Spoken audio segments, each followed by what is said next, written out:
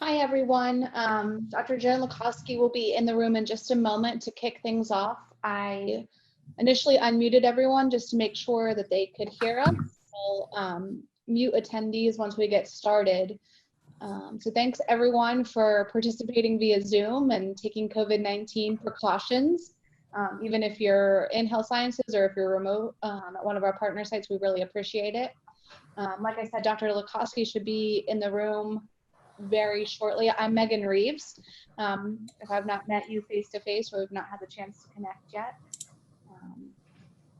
Well, with that, I'll just pause for a moment. And yeah, so like I said, Dr. Joan Lakoski is here right now. Hey, hi everyone. She's our Director of Proposal Development. So I thought we could go around on Zoom and quickly introduce ourselves so you just have an idea who's on the line and where you're at. So Omar, do you want to go ahead and introduce yourself first? Good afternoon, this is Omar At-Tarabin, faculty member here at the School of Pharmacy, Marshall University. Great, thank you. Camille? Hi, I'm Camille Shawley. I'm the pilot grant coordinator with CTSI. Krista Lilly? Hi, I'm Krista Lilly, the biostatistician with CRDEB with CTSI. Great, thank you. And Krista, you don't have to necessarily stay the whole time, but we wanted to have a biostatistician available just so people could get an idea of the services available through WVCTSI, especially as you're preparing a grant proposal. So thanks so much for joining. Dr. Pankey? Hi, yeah, Dr. Chris Pankey. I am a faculty member at West Virginia School of Osteopathic Medicine. Oh, Great. And Dr. Santana?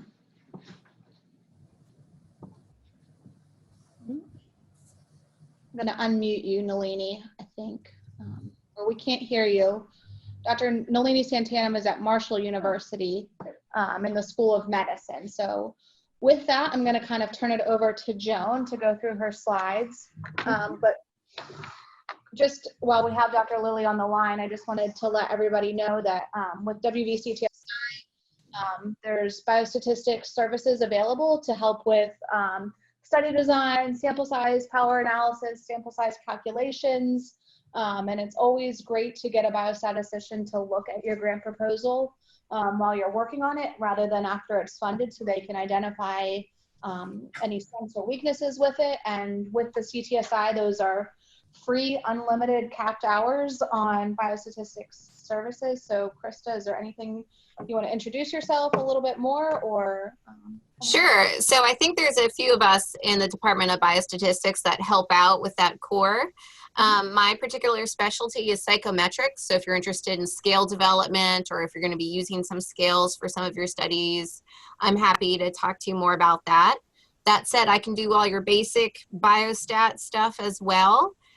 We do have Dr. Wen, who's a clinical trials expert. So any clinical trial stuff I would send his way. We can also help with manuscript preparation. I think you pretty much mentioned everything else. Yeah, and we're here to help. So you can do the request through the iLab services for CRDEB. I think that's it. Can you guys think of anything else you wanted to? I didn't see it from you. oh, it's there. Okay, yeah. Yeah, I think we're good. So thank you, Krista. This is Joan Lakoski speaking. Hey, Joan. All right. Well, hopefully I'll be hearing from some of you guys later. So I'll go ahead and leave the meeting now, but feel free to get in contact with me if you need assistance. Thank you, Thank you. Krista. Okay, I'm Joan Lakoski, and I'm so delighted you've all decided to spend a little bit of your time with us today. We also understand this is a very unusual time, so that, you know, should you need to leave or head off to something else, please don't hesitate to, you know, do that and keep in touch with us. And Megan, I'm correct, we're recording this so that the slides and the presentation materials will be available. And in addition to Camille, Megan Reeves and I are both available to you. So just send us an email and we can set up a Zoom call or a conference call, whatever works best with your schedules. And I would share with you Currently, the WVCTSI is remaining open, but only for virtual interactions. And again, I'm sure you're hearing all the news going on around the country. Things may change. We'll do our best to be here to help you as you plan your pilot grant proposals, and watch for some updates about deadlines changing. And I think just remember, this is going to need to be a very fluid time for all of us. So what I'm going to do is kick off by talking about some strategies to write effective specific aims. And hopefully you know these contacts. You can request them via iLabs. And the presentation I'm going to give you in part is generated from some work I do with my colleague, Rob Milner, who's currently at UMass Medical Center. And I always like to acknowledge Rob. He's the one who creates very creative images. And I like this image of hitting the bullseye with your grant proposal. And to do that, your specific aims have to be on target. Now, I think you all know this. To bring your ideas to life, the ideas, the research questions you want to answer, the improvements you want to make to clinical practice, clinical care, you need resources. Sometimes that resource is protected time. Other time it's specialized equipment or space. And certainly for those of you who do animal studies, sometimes we need our animal models. Most of the time, it's really talented staff who help us with what we're doing. And of course, money is how we pay for all these things. And keep in mind, this is why we write a research proposal. We don't do it just to write the proposal. We want the proposal to be successful and be funded. So the way I think about grant writing as a skill, and it's a skill that it's an art form, there's not a science, but it is essential for obtaining the resources you need to conduct your clinical and translational research. And that's why the pilot program at the WVCTSI is offering these series of workshops, so that even with your pilot proposals, you can be as successful as possible. Now, when we're grant writing, the key is to know your audience. And with grant writing, you're writing your proposal for the reviewers. And one of the ways to think about writing a compelling proposal is to think of what your reviewer is doing. And trust me, if you think your lives are busy, the folks that are reviewing your proposals who may be a little more senior or a lot more senior are even busier than you are. And so this is a picture of a reviewer at work late at night in a hotel room before a study section reviewing the proposal. And the best, I'm getting, go. Sorry. Yeah, I just was going to see if I can address this. So the best way to communicate and evaluate what you're doing is to put yourself in the place of your reviewer. And so keep this image in mind, that of whom you're writing to. And we're just going through some technical changes, and so just be patient for a minute, because we're trying to make things address your blank blue desktop. Did it work, folks? Can all of you see the slides? Yeah, I can see it now. Thank you. Excellent. Thank you, Chris. Good. That's what we need. So the feedback's helpful.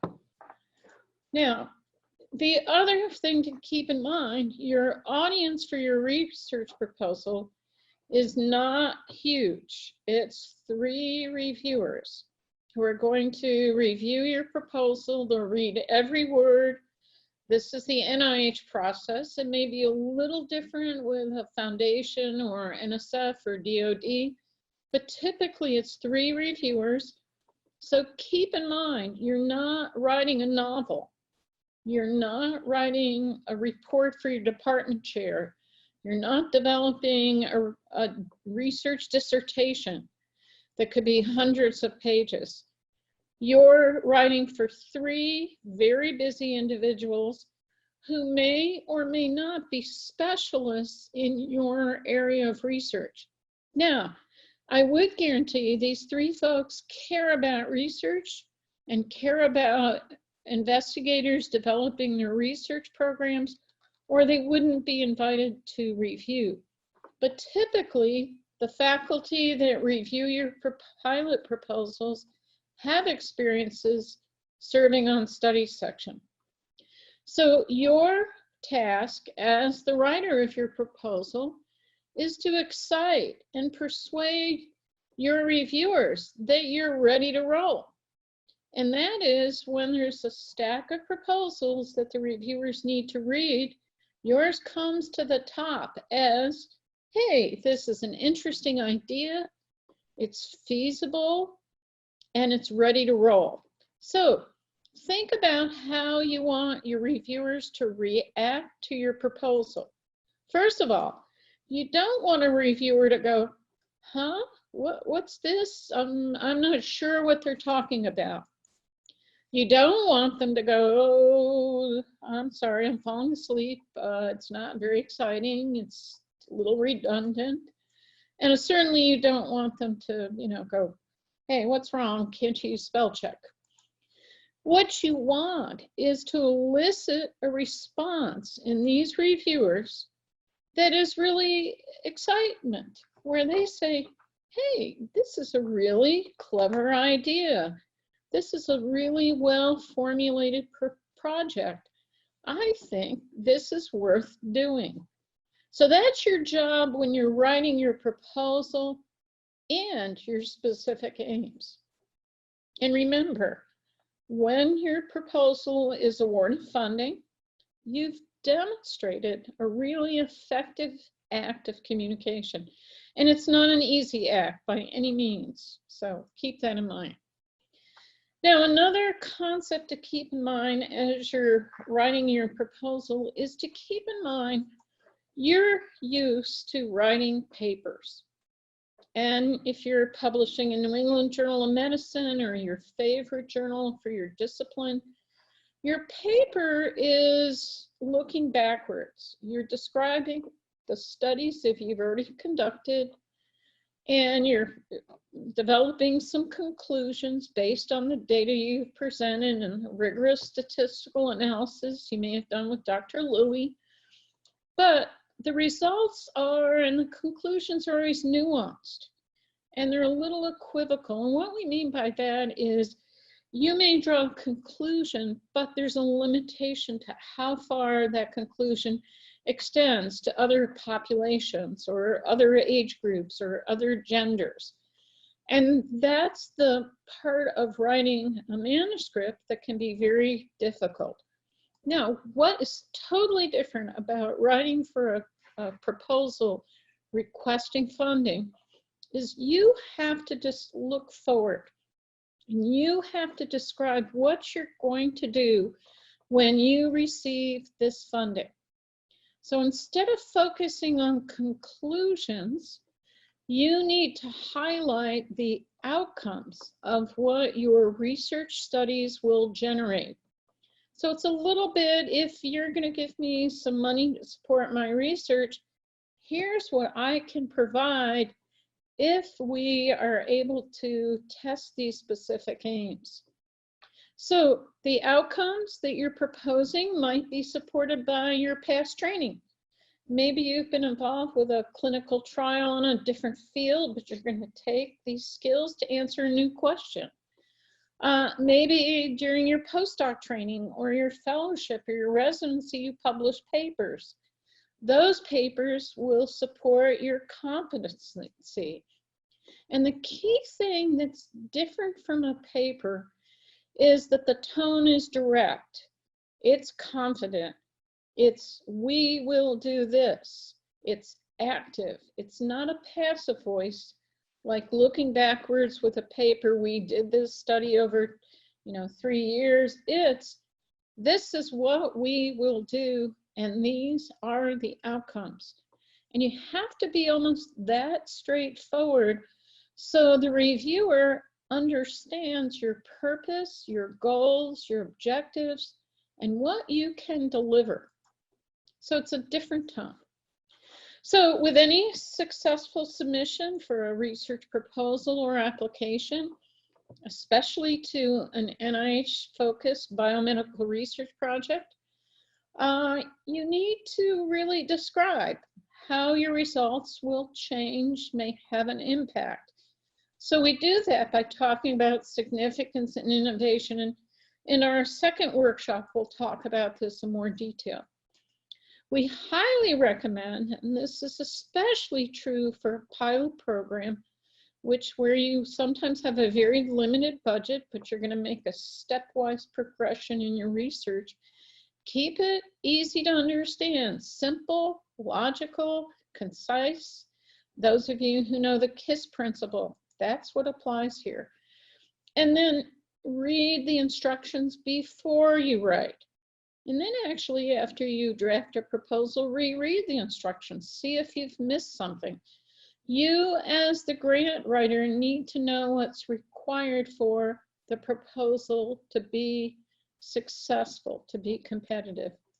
And last of all, and that's why I'm glad you're here today, be sure you understand how the proposal will be reviewed and write to the review criteria that are on the announcement for the funding award. Okay, so any questions so far before I shift gears and talk about specific aims? Okay, hearing none, but don't hesitate to unmute yourselves and pipe up. I would posit the specific aims page is the most important page of your proposal. And there's several reasons for it. One is your reviewer needs to quickly understand what the goal of the research is and what you plan to do and what the outcomes will be. And I'm going to show you an approach that will help you with including this kind of information. The other key advantage of a well-written specific aims page is it's one page, because as you're writing your proposal and you'd like to get some feedback, it's easy to pass a one-page document to your colleague who's next door, or someone in your department who's a specialist in what you're doing, just to get some feedback on it before you submit it for funding. So, and keep in mind, a full-length proposal might be 6 or 7 pages or 12 pages or even longer, depending on the proposal you're writing. So having a one-page lets you interact with the funder, a program officer, very quickly. And keep in mind, everyone's busy. So getting that feedback, if you say today's Monday, say you gave a colleague a draft on Wednesday, and you wanted some feedback, you know, they could get it back to you maybe by Friday, maybe by Monday. But that feedback will help you better understand, do these aims make sense? Is it easy to understand? Is it logical? And I would posit this is the hardest page of the proposal to write, because once you have this one page, it's easy to sit down and write your way through the rest of the proposal. But writing a very clear, concise, specific aims page takes sometimes many drafts. And those drafts sometimes change the order of your specific aims. Sometimes a colleague will tell you, well, I don't understand what you're saying. This sounds like jargon to me. And so you want to get feedback early. And, you know, if somebody reviews the first draft, hopefully they'll be happy enough to review the second and third and fourth and fifth. And one of my colleagues, former department chair, he showed one time he drafted 19 versions of his specific aims page before he had the final draft, and then went on to write his proposal. So plan time to write and polish your specific aims page. Now, a way to think about the one page that you have for specific aims page and set your margins according to the guidelines. For NIH, it's 0.5 inches, all 4 directions. You can left justify, full justify, all that is up to you. But now I'm going to kind of switch gears and talk about how to tell your story. So think of one of your favorite cookies. You know, if you're a kid, you love Oreos with that filling. Well, think of a specific aims page as a cookie with a nice filling, or a nice ham sandwich with some meat and peppers and mustard and arugula inside. And if I'm getting you hungry, that's okay. So the first paragraph of specific aims page should have the topic, the goals, the objectives, your hypothesis, maybe some preliminary data that provides the rationale for what you're doing. And we call this the setup. The middle portion should list your specific aims, and they should have some description. The specific aims will be the actual work you're going to do, and that's the action. And the final part is called the resolution. And this is the last paragraph that describes what the impact of your findings will be, what the outcomes will be, how innovative it is, and especially for a pilot grant, how obtaining this pilot grant will help you then prepare for a larger study. And I would actually make that your closing sentence for a pilot award. So think of this as a setup, an action, a resolution. For those of you who are used to PARS statement, P-A-R-S, it's instead of setup, it's purpose, action, and results. So think of this. And this is a form that in creative writing, oftentimes we call a narrative. So you have to think of it in terms of a narrative. Now, if you can look real quickly at the specific aims portion of this, notice something very interesting. The aims for this proposal are numbered 1, 2, 3, 3, 5. Don't laugh, but this grant was written by Dr. Rob Milner back when he was a junior faculty member. He was on the West Coast. He then transferred this proposal to Penn State, where he was a department chair, and only like 20 years later, pulled this grant proposal up to find an example and realized all these years he had misnumbered his specific aims. But the good news is this didn't stop the reviewers from saying this was a really great proposal from an early stage investigator, and his career moved along. So keep that in mind. Reviewers care about what you're trying to do. Now, I recommend a template, and I'm not sure if Megan, you were able to get this out to everyone by email. I think I did, but I saw somebody join that I don't think I emailed, so I will email to them as well. Okay. And this template is just something that you can use to begin to jot down your thoughts. If we had a longer time or we were together, we might actually work on these with a partner, or you could form a small writing group. But this template will walk you through some of the important elements that need to be in each stage of your proposal. And again, with writing, I think many of you know, if you have a blank piece of paper, you're sitting down at your laptop with no notes, sometimes we procrastinate. I know I do. And we don't want you to have writer's block. So one of the things to do is take something like this template, jot your ideas down, and then begin to draft a specific aims page. Okay, so let's turn to the first paragraph. The very first sentence should always describe what is the topic of the proposal. And I would caution you many times when I read drafts of specific aims, and I'll pick on studies that are looking at neurodegeneration of the brain with Alzheimer's disease. Folks will write and give me all the literature on what we know about Alzheimer's disease. That's not what's needed. That information goes into the significance of the proposal, not onto the specific aims page. What you want to do is address the specific aspect of what you're looking at.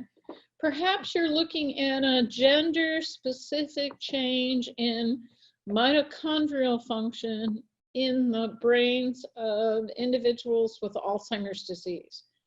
That's very different from saying you're looking at Alzheimer's disease. The second sentence, though, should then address the gap in knowledge. And this is what we call the but or however sentence. And what the gap in knowledge is actually justification for the study that you're going to do, because your strategy is to fill that gap with the research you're proposing. So identifying the topic, so it's specific enough and yet general enough and interesting. And then the second sentence saying, however, we do not yet know how mitochondrial function is altered with advancing age. So, you know, you're beginning to hear what the study might address. Now, particularly for pilot grants, I would encourage you to have your third sentence be, what's the big long-term goal of your own research program? And that's because a pilot grant only has a certain amount of research support, certain amount of dollars, and you're taking this pilot grant as a step to help you get to your long-term goal. So for example, somebody who's studying Alzheimer's disease might say, my long-term goal is to improve the treatment of geriatric patients as they progress and demonstrate Alzheimer's disease symptoms. Now, fourth sentence, and I'm only on the fourth sentence so far, this is where you should say the objective or objectives for the current proposal, different from the long-term goal, are the following. And what that does for the reviewer, all they have to do is read the first four sentences of what you're doing, and they understand what the focus of your proposal is. So you're starting with a big topic, you're narrowing the gap, you're selling why this is relevant to you and your academic career and your professional goals. And then you get down to the heart of the proposal. Which are the objectives, the overall hypothesis, and sometimes if it's a technique or you're inventing something that's technical, it's not quite a hypothesis driven, but NIH typically looks for a hypothesis that your research will prove or disprove, and that's where statistics come in handy. And then what's the evidence? Now, sometimes you've already done a similar study in a different patient population, or maybe a paper was recently published on COVID-19 showing that it has some long-lasting implications for elderly patients with Alzheimer's disease. Let's hope that's not going to happen, but we don't know yet. So as your space permits, you can list maybe 2 or 3 sentences that show some evidence behind your study. And I even recommend put in a sentence of what your model will be, and that's kind of the summary. Now, you have to do all of this in half a page or less, about 300 words. And if you think this is easy, give it a go. And you'll be surprised that you're writing 600 words and you have to cut it down, okay? So that's the first paragraph. Now, to help you with this first paragraph, and does anyone have any questions before I go through some examples? Okay, and I encourage you to unmute and speak up because we're watching your speakers, because I'm tight, Megan. Thank you. So let me give you 3 examples of starting specific aims with a concise, active statement that introduces the topic of your proposal. Now, these 3 are all examples. They're all made up, but they're to give you a flavor of how direct you need to write. And I'll give you a clue. To write direct, you need short sentences. And no ifs, ands, and buts, and long sentences like you would have in your manuscripts, direct sentences. So our first one, a new virus, how topical, is a new agent that causes rapid inflammation of the lungs in young children. Okay, so already we're alerted to the fact this IRV is something that could be extremely deleterious to the lungs of children. Our second example is the statement that pancreatic cancer is commonly diagnosed only in an advanced stage. Aha! This is already telling us there's an issue with diagnosis of pancreatic cancer, so it's a clue. And the third example in red at the bottom is that diabetes can be prevented by behavioral change. Now, this is kind of almost too general a statement, but as you see this unfold, you can see how this develops. Now, notice the 2 first sentences use the verb is. It's active. This is, diabetes can be. And you need to talk in that direct tone. And if you count the number of words, the sentences are much like what you put on a PowerPoint slide, which is about 7 or 8 words, okay? Did you answer Dr. Mala's No, question? I didn't hear it. That's okay. So Dr. Dr. Mala had written in and said, for cancer-related grants, is it recommended to start the first paragraph of specific aims page with current statistics? Example given, pancreatic cancer is the 2nd most lethal malignancy, and so many number of cases die every year of this cancer, etc. Okay, that's a great question. I would say that information I would put as the opening sentence to the significance of your proposal. What you want to do is not get your reviewer caught up in all the numbers and data, because you want them to focus on what you're doing, but paraphrase that into pancreatic cancer as a lethal malignancy. What are you going to be looking at? What's your approach? Are you going to be imaging to improve diagnosis? So you have to kind of keep the numbers out, and you don't put references typically in your specific aims, but you move that over to where you're going in the future. Oh, and our group has gotten bigger. So hello, everyone. So can you all hear us? Everyone is Off now? yeah, we can allow people to talk if you've got questions, but just go ahead and send a chat if you want us to unmute you. The way the conference is set up is that everyone is muted until we unmute you to try to reduce background noise. Okay, Amalia, I hope that's helpful to you. Part of it is you want to get the topic there. Now let's go to the second sentence, and I think this will start to make sense. Okay, the second sentence is describing the gap in knowledge or unmet need that you're going to address with your research. And this is what I call the but or however sentence.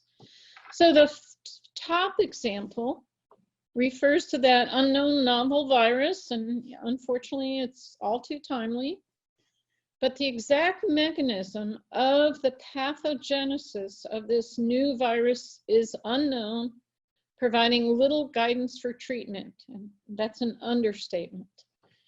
And if we turn to the example with pancreatic cancer, the lack of biomarkers for early stage detection challenges providing an effective treatment for this deadly cancer.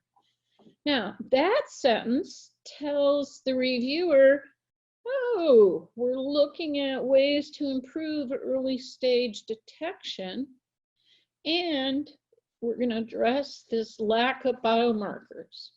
Okay? And then in the third example, the behavioral example of diabetes prevention, there are low success rates, however, in sustaining effective behavioral interventions in at-risk groups. Now, it's a little unclear who the at-risk group is, but we're going to find out. But you can tell already this gap is we have low success rates to help people maintain this intervention. So probably this study is going to come up with a novel approach to improve success rates. Now, we've only looked at, you're the reviewers, you've only looked at 2 sentences, but you sort of get the idea of where this proposal is going. Next, describe the long-term goal of your research. And this is so important with a pilot grant, whether it's to WVCTSI or a foundation. If it's to a foundation, you know you want to align it with their research goals. If it's to WVCTSI, align it to our research goals. And I think you all know that. So let's go through these 3 examples. The first one, the virus study. The long-term goal of my laboratory is to understand how infectious disease agents work. What's their biology? And this will provide a foundation for developing new, effective therapeutic approaches. And you can see I've added different words from what's written, but it really is clear that if I'm running this pilot project and I'm focusing on the biology of infectious disease agents, it will help me meet my long-term career goal of identifying, improving treatment of these diseases. The second one, our pancreatic cancer example, states, our laboratory focuses on microRNAs in the detection and treatment of cancers. So now we know this project that's trying to find some novel biomarkers for the treatment of pancreatic cancer has a focus. And so this might be the right place for this study to be done using microRNAs. And the third one, our diabetes study. Our goal is to design and implement novel behavioral interventions that prevent the onset of diabetes. So now we're getting a sense of what this project is going to be that's going to prevent diabetes in an at-risk population. And finally, describe the hypothesis. And sometimes hypotheses are the things when you get feedback, folks will say, well, I know what you want to do, but I'm not sure this tests your hypothesis. When you talk with your biostatistician, like Dr. Krista Lilly, who was with us earlier, Senjing Wei, here at the WVCTSI, they're going to want to know what your hypothesis is to help you with your statistics. So the first one, they're going to test the hypothesis that this virus initiates infection by binding to a knob protein to a CAR protein. So they're looking at a protein-protein interaction between the virus and the host. How timely is that? I just keep reading what's coming out in the literature. The second one is my hypothesis is that tumorigenesis changes the expression of cellular and secreted microRNAs. This is very interesting because tumorigenesis is this whole sort of process of how does a cancer develop and how does a pancreatic cancer progress from non-existent to stage 1, all the way up to stage 4. And during that, what happens to these microRNAs? It's a great question.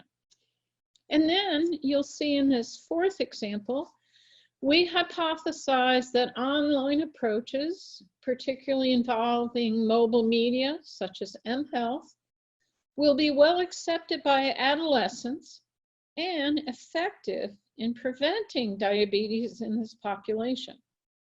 So you can see it's important to get that hypothesis up there before your reviewer who's tired wants to head to bed. Maybe the kids have been homesick, or maybe his or her institution has just told them they have to work remotely, things we can all relate to. Your hypothesis needs to be there.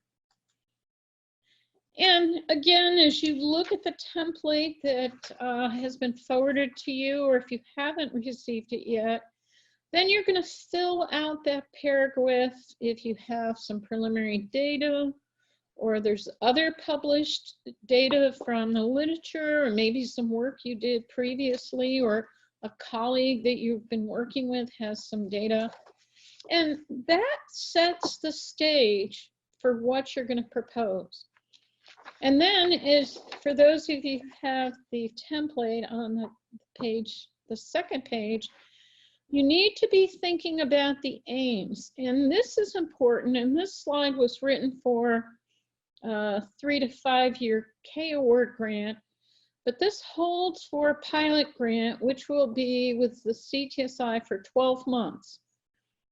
You need to very clearly describe what your aim will be. Most likely you'll have one specific aim, and you want to show over the 12-month period what you'll be doing. So maybe what's your goal for aim 1 for the 1st quarter, what you're going to be doing in months 4 through 6, maybe the 3rd quarter, months 7 through 9. And what the final outcome will be, and any publications that you're planning or preparing subsequent other proposals. But I would point out, when you read or you take courses on grant writing, they really advise about if you have more than one specific aim, avoid contingent aims. And what contingent aims are is that you need the results from aim 1 completely to do aim 2, or you need the aims from 1 and 2 to do aim 3. And that's sometimes difficult because we build on our aims. But keep in mind, if a reviewer sees aim 1 may not work, then why should you be funded for a huge proposal from NIH until we know there's a good chance that each of these aims will each provide new information over the period of time. Okay, so let's talk about writing specific aims when we get to the aim for each part of your proposal. And I'm going to give you examples that show 3 specific aims, but you can see how this works, and probably for your pilot proposals, you're going to be picking one specific aim. So back to the novel virus. Hey, the first thing these folks are going to do is, what's the amino acid sequence of this knob protein? And any of you reading the coronavirus literature, everyone's sequencing these viruses to understand if they've mutated. Very straightforward, but important question to know. Now, this group, their second aim is they're going to characterize the binding regions of the knob protein that's on the virus for what might be binding to the host cell, whether it's the cell with a CAR protein in the lung or the brain or the vasculature. So that's goal number 2. And then goal number 3 is to develop monoclonal antibodies against regions of the knob protein from this virus that will inhibit binding to the host cell CAR protein. And let's hope there are labs around the country working on this question for COVID-19. We have some good news that there are already some antibodies and going fast track to clinical trials from a company in Boston, something else in Europe. And let's hope that there's going to be some good solutions for COVID-19. So let's look at the second example. And this is the pancreatic cancer one. And remember, this is the project that was going to look at microRNAs. So they're interested in this microRNA 179A and 208D. And reminder, these are fictitious. If they're in the literature, it was purely an accident. But what they're doing first is characterizing their expression in a tumor cell. And then if you look at AIM2, they're going to look at the relationship of their expression, but they're going to look at the process of pancreatic tumorigenesis. So while these two aims are similar, they're different in that one is using a special isolated cell model, and the other one is using some type of model, whether it's a kidney cell or it's a pancreatic tumorigenesis model. I'm not an expert in this field, so I'm not quite sure what they would do. And in contrast, AIM3 is then moving to a study in patients with pancreatic cancer, where they obviously want to look at the expression of these two molecules, these microRNAs, to see if they are enhanced or decreased in patients with pancreatic cancer. And you know, AIM3 could be a bazillion studies. When does it start? Is it early? Is it late? But this is the first step, defining the scope of your aims. And here's the mHealth one, and this one only has two specific aims. This group is going to develop a mobile mHealth application and design it to promote healthy behaviors in adolescents. And many times when we do community engagement projects, the first step is we have to talk to the community. In this case, they have to develop this app and make it's got to be created. So this is the creation. Step 2 in this case will be the feasibility testing. Is this acceptable?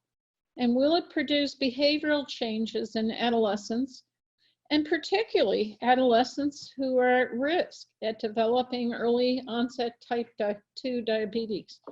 Now, no, they haven't given us lots of details. Are they going to look, have a control group without diabetes? They haven't said whether it's males or females. They haven't defined the risk criteria here. It's just making a clean statement, and chances are you'll put this in bold, and then this becomes the header that goes into your proposal in your research plan so the reviewer can follow you. Jesse, it looks like there's another question. Oh, sorry, I'm sorry. Megan's keeping me on track. Good question, Malia, about the timeline. I think that you're going to have to put a clear timeline at the end of your proposal, but I showed that timeline just so that you can be thinking of that, because as a reviewer reads your specific aims, mentally they're going to be saying, can you or your collaborators get this work done in the 12-month period of a pilot grant? Okay, so that's a great question. Thank you. Okay, and Megan, thanks for keeping me on track. Yes. I don't know how to get rid of this up top. Here. Oh, yeah. There we go. Okay, so as you're writing your specific aims, do give each aim its own title and then a very brief description. And so here's an example from the virus. Determine the regions of the knob protein needed from the virus for binding to the host protein. It's very descriptive. Do we have more questions? Just Oh, thank you. thanks. Good. I'll try to watch for them. Sure, sorry. Now, in this case, they restate their hypothesis. You can even say, hypothesis and prediction is redundant. You can just say, we predict that an alteration in the NV region of the non-protein will decrease binding to the host cell. So they've made a prediction. Whether the prediction is right or wrong is not the issue. This is what they're predicting. They'll test this, and I would take out this prediction, that's extra words, by generating new variants of the NOD protein with structural changes in that part of the binding region, and then assessing this binding to the CAR protein in vitro. And I would add actually a third sentence here, and I would make this sentences. The outcome of these studies is we will identify if the EVN region decreases the interaction of this virus with a host. And that's a simple statement, okay? And in today's world, you know that would be a great finding. And keep in mind, these are all written by Dr. Milner and myself. Okay, I'm going to switch gears so we have time to talk about the letter of intent, but just talk about the last closing part of your specific aims page.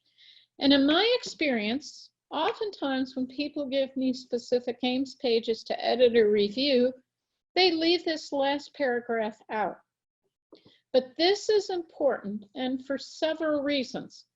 You all know that when we read quickly through something, we read the first sentence of a paragraph and we read the last paragraph sentence.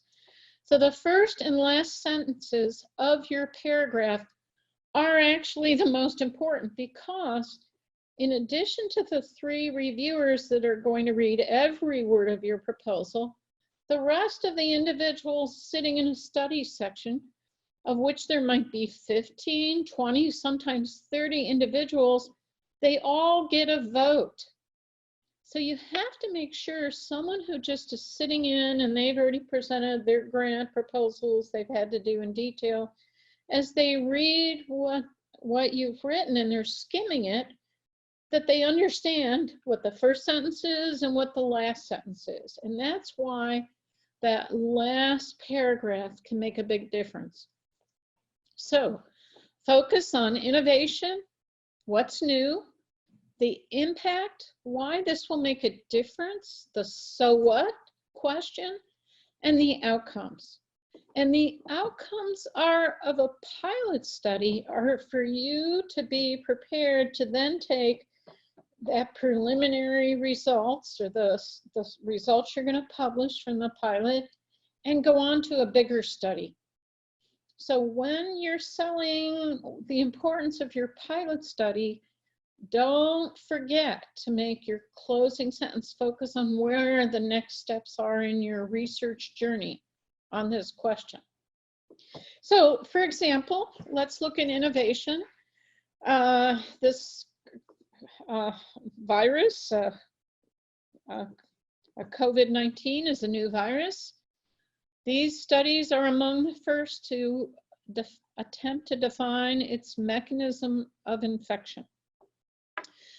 This pancreatic cancer study applies a novel approach, microRNAs as biomarkers, to improve the early detection of pancreatic cancer.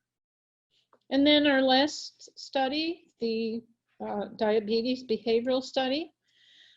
This proposal is the first evaluation of a novel mHealth approach to improve, prevent diabetes in adolescents using a novel behavioral intervention. So you can see, you can say these things in different ways, but notice these are short sentences. Notice the tense is active. It's not we propose or this may. It is this proposal is, this proposal does. These are, keep it active. don't make it past tense. It's much stronger if you're using, we will uncover a new approach. And don't worry about sounding grandiose, okay? One of my colleagues who does a lot of grant writing always talks about used cars, which is when you're selling a used car, there's one side of the car that's really shiny. There's another part of the car, it's got some dings and dents. When you're talking to your reviewer, you're showing them the potential, the shiny part of the car, why they should buy this car. And you want to be confident that this is going to make a difference to improve your own respective field. Now, next, focus on outcomes and impact. You might be 2 sentences, you might be 3 sentences. Our first study. These studies will define a mechanism of the IRV infection and provide a foundation for immune therapy of this disease. Prevention, absolutely. And then the pancreatic cancer. The development of biomarkers for early detection will result in dramatic improvement in survival rates for pancreatic cancer. We all understand if we can diagnose things earlier in the disease progression, we will have better outcomes for our patients. And then the behavioral study. These studies will provide a new cost-effective approach to controlling the early onset of diabetes that may also be effective in rural adolescents in the state of West Virginia. So don't ever hesitate if there's a way to bring your proposal to the patient population that the West Virginia CTSI is interested in. Don't hesitate to speak to that, okay? Okay, just a few closing thoughts. First of all, make a draft, fill out the template, put these pieces together, and start trying to tell an interesting, logical narrative, a story. You know, those of you who are parents, I'm sure you read your kids' bedtime stories. They love fairy tales. They always have happy endings. Fairy tales are structured with that kind of format. There's a problem. You know, Goldilocks is up in the tower and she pricks her finger and that's the action, and she falls asleep, and then the resolution is the prince gives her a kiss and everybody lives happily ever after. We are conditioned to understand stories. And I'm not saying, you know, make this a fantasy and make it all, you know, Goldilocks and Ivy Tower, but keep in mind, the more you make this a logical narrative, the more your reviewer is going to understand what you're doing on the first reading, and then your application is going to float to the top of the stack of grants they have to review, and in turn they're going to be better advocates in presenting the significance of your research to the rest of the reviewers who will be voting on a priority score for your proposal. I'm going to go through this checkpoint, which is from the National Institute of Aging and Infectious Diseases, how timely, NIAID. And I don't know about any of you, but Dr. Fauci, who's the current director of NIAID, I look for him and he's my hero. He's just been wonderful during this epidemic we're facing. But NIAID has developed some outstanding grants tutorials, and they even have, when you get to the correct page, and Megan will be able to send the link out to you to this page, they have guidance on writing specific aims, and you can actually look at proposals that are written and read their specific aims. So a couple things to do. You have to critique yourself. My reviewers would see my aims as tackling an important and timely problem in a significant field, one of the areas of impact for the WVCTSI. they would view my aims as being innovative, but not too innovative. Now, that means sometimes research is risky because we don't know the answers. So don't feel like you have to make the big jump to the top of the pyramid, but you're just going to take a step up with being innovative. And that's tricky. So that's where you need some feedback. My specific aims will test my hypothesis, or can test it. This is where you need feedback from your colleagues, your peers, to make sure they think this makes sense. And then these aims are doable within the 12-month grant period I'm requesting for my pilot proposal. The aims are concrete, well-focused, and I can define the endpoints. And endpoints is another word for outcomes that my peer reviewers will be able to assess, especially when I'm submitting my manuscript for publication or writing for more funding. So this is a strategy. Get that one page, put it together, know it's going to change. Don't throw away any of your versions. Keep, add a new date or call them version 1 through 20. And sometimes you find you go in a circle when you're grant writing, you come back to what you started with.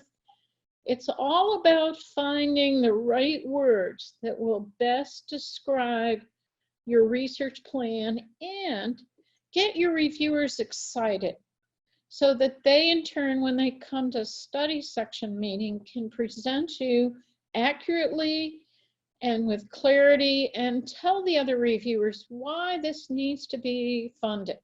And that's your goal.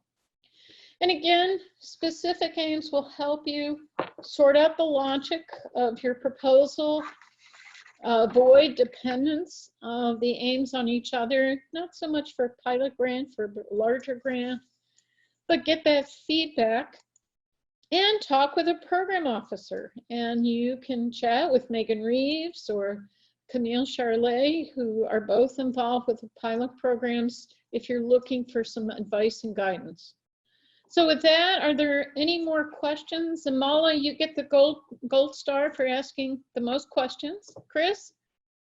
I'm going to take a moment and try to figure out how to make sure that everybody is unmuted so they can ask questions. Okay, please hold on for our technical issue.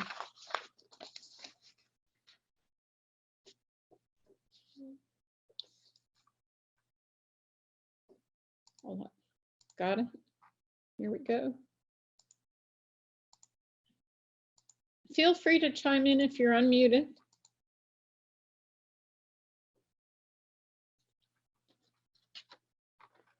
I think everybody has the capability now in your own hands to talk if you'd like to. Oh, allowed to talk. So feel free to take yourself off mute if you've got any questions, or chat if that's easier. And also, I want to thank each of you for taking time today, because we fully understand this is an exceptionally busy, stressful, complex time for all of us. So I appreciate your help. Sure. Okay. So with that, I'm going to kind of take over again and share the screen with everybody and just talk a little bit about specifics related to our WVCTSI process. So Camille, feel free to jump in at any point. We mentioned at the beginning of the presentation, Camille Charlier is the pilot grant coordinator. So many of you have probably already been communicating with her frequently, and if you've not, feel free to reach out to her and she can answer a lot of questions. I also work in the pilot corps, so hi and welcome. So just related to CTSI specifically, since we are the funding agency for this and you're thinking about writing your letter of intent, we have 5 priority health areas for the WVCTSI. They're up on your screen right now. And I think everyone should be able to see the screen. Most everything that people are researching in West Virginia can most likely be tied to one of these areas. I mean, there's always exceptions, but just to repeat them, they're addiction and emerging epidemics. So initially, they were thinking about HIV, hepatitis C. Of course, there's emerging epidemics right now with COVID-19, cardiovascular disease, neuroscience, including stroke, Alzheimer's research. There's lots of really great strengths at WVU, but I'm sure there's a lot of great strengths at Marshall University or the osteopathic school, chronic lung disease, and cancer. So most likely you can at least tangentially equate one of your research proposals to those 5 themes. Just a quick recap on eligibility. Principal investigators must be a faculty member at one of the CTSI institutions, so Charleston Area Medical Center, Marshall University. We limit this to the School of Medicine or Pharmacy. If you don't have an appointment in the School of Medicine or Pharmacy and you're joining us, let me know and we can look to see whether we can make exceptions for eligibility. The School of Osteopathic Medicine, WVU, all campuses, that includes the Eastern Division. If you're faculty at the Charleston campus or somewhere else throughout the state, you would be eligible. NIOSH and the VA, we can't send money to those 2 institutions because they're federal institutions, so we can't share federal dollars, but you're more than welcome to collaborate with them, and we actually encourage that. And the last sort of other exception is that if you already are named on the West Virginia IMBRI or one of the COBRIs that exist in the state, or have pilot funding from the IMBRI or one of the COBRIs in the state, you can't hold a pilot grant at the same time through the WVCTSI. So if you have a current project with one of them and it will end in the next couple of months, we can talk through the specifics and you can probably still submit a letter of intent because there would be no overlap. So just keep those in mind. And if you've got specific questions, just let us know. At the WVCTSI, we try to model the NIH review process and application process as much as possible. I know the NIH doesn't typically require letters of intent. We do. And the reason for that is so that we can screen them for content and make sure that they fit within our mission of the CTSI.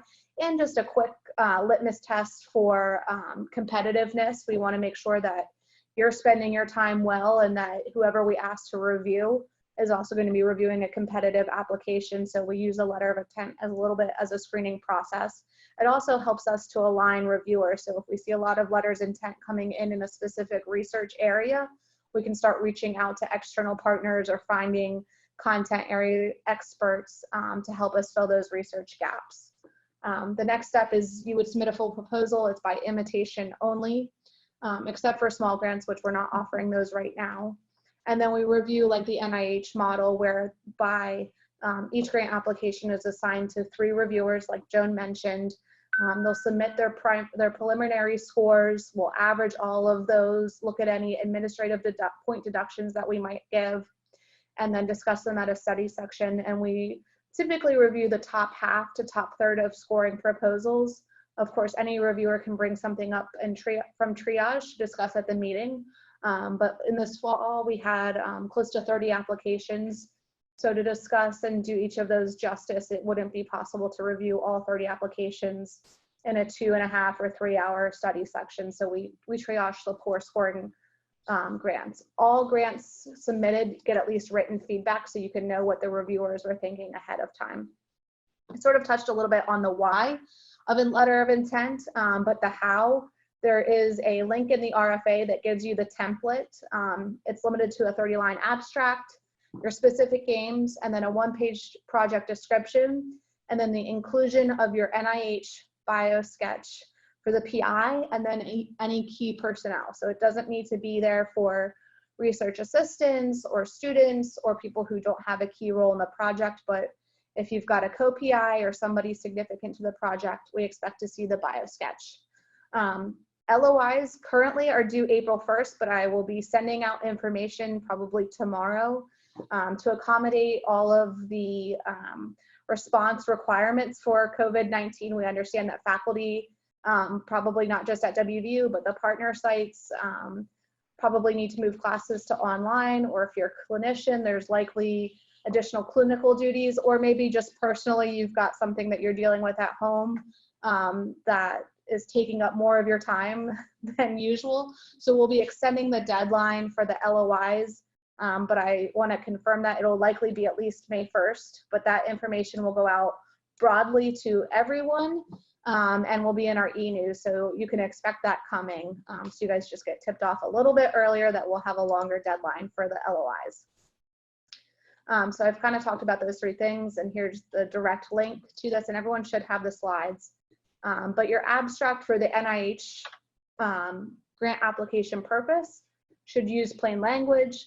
It should be lay that even a non-scientist should be able to understand the project. If you were applying to the NIH and ended up getting funded, they would actually publish your abstract online so people could understand what's been funded. We currently don't do that with the WVCTSI, but it's good to get in practice for that with the NIH. And not everyone that reviews your LOI is going to be a content area expertise. It's really sort of a screening process. So keep that in mind, that a non-scientist should be able to understand it, even though they will be scientists reviewing your grant applications, I can assure you. It should describe the project's broad long-term objectives. And just to touch on the bottom point, it really relates to the NIH model, but it should not include any proprietary or confidential information, because that would be something that they would put online. And we may use your abstract if we, are writing a press release or something down the road. And of course, we'd be in touch with you if your project was funded. But just good practice to keep your abstract in line with those suggestions. We just spent an hour on specific aims, so I won't belabor any of those points, but the main highlight is it's the most critical part of any grant application. Bio sketches are probably second or third on the list of what's really critical, because it's how people will judge your productivity and whether you're a wise investment for people to spend time. So please don't let your bio sketch be an afterthought. It's probably a little less important for internal funding mechanisms because people generally know you. But for an external grant submission, people will get to know you by your NIH bio sketch. It tells the reviewers why they should invest in you. It speaks to your contributions to science. It has a personal statement, and it's really a very, very critical aspect of your grant application. And one of our senior scientific advisors, Dr. DeVries, who's had a great track record with NIH funding, might argue, especially for mid-career and senior people, that it's the most critical element of your grant application. We won't go quite that far, but just know that that opinion exists out there. For the WVCTSI letter of intent requirements, so after your abstract and your specific aims, you do have one page to discuss your project description. And so this should really cover your methods and approach. Specifically, what some of our reviewers will be looking for is this feasible for a $50,000 12-month project? So does it fit within the scope, and is it feasible? If you're considering a human subjects or a clinical trial specifically, there are great resources available, biostatistics, but also our data informatics team has access to Trinetics, or if you don't have an account, we can help you with this. Or maybe at your partner institutions, they're similar setup, but basically what it does is it can identify cohort feasibility. And so if you're interested in doing a prospective clinical trial or even a retrospective study, and you're going to be needing to access electronic health records, or you can actually refine and put in diagnoses, medications, procedures, and it will spit out how many people have been seen within the past number of years and what you might expect to be seen in a clinic moving forward. So you can think about your inclusion-exclusion criteria, and if you are planning that, it's great to touch upon that in your letter of intent, just so the reviewers have an idea that, yeah, this is really feasible. That, there were 500 people seen in the past year, and we can expect to see 500 more people, and I really only need to enroll 50 people, so I think this is feasible to conduct the grant. We also have a great clinical trials team here, so they can give suggestions on recruitment strategies, help advise on inclusion and exclusion, think about your protocol. All of this is not critical for your letter of intent, but definitely critical for your full application, and it's never too early to start thinking about these things because it may dictate how your methods and approach need to be revised. So do you want to mention workshop 2? Mm-hmm. Yeah, so we plan on having workshop 2, I think April 8th and April 16th are the dates. Maybe change it.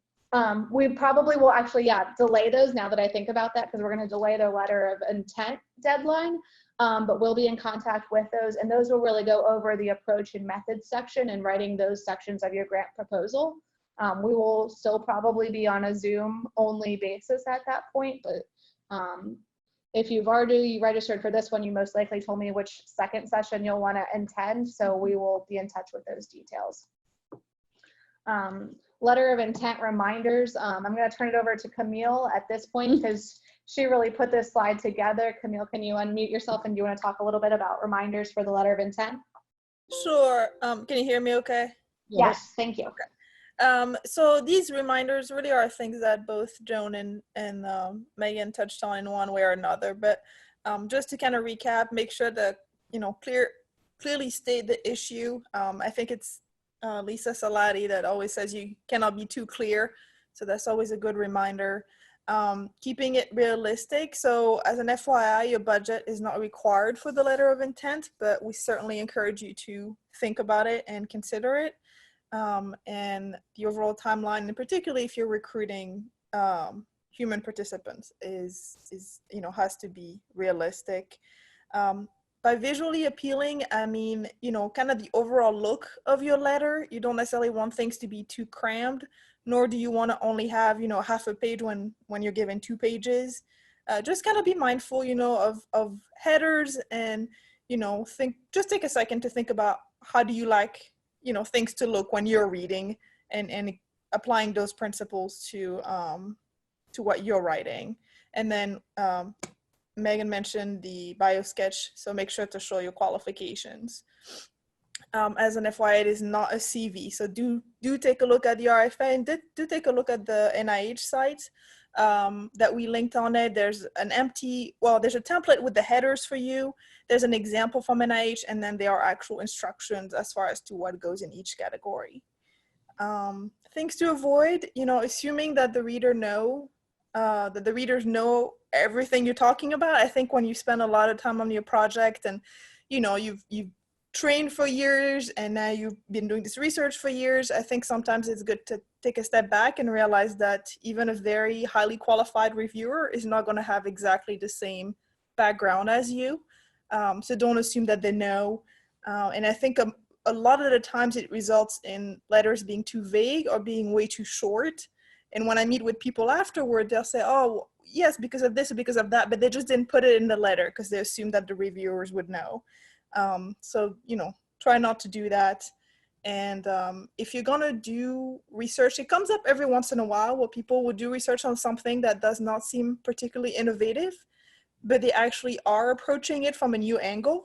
But unfortunately, that does not appear clearly in their letter. So, when something is right out of the box, very new, it's easy to show how exciting it is. But if you're doing something that maybe is not necessarily at first glance, make a point to highlight that and how it is new.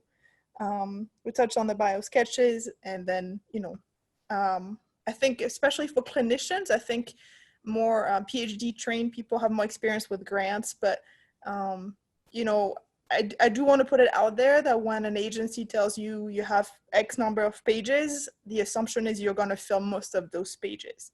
So in this case, you want to be clear, you're not trying to ramble on forever, but you do want to use the space that you're provided.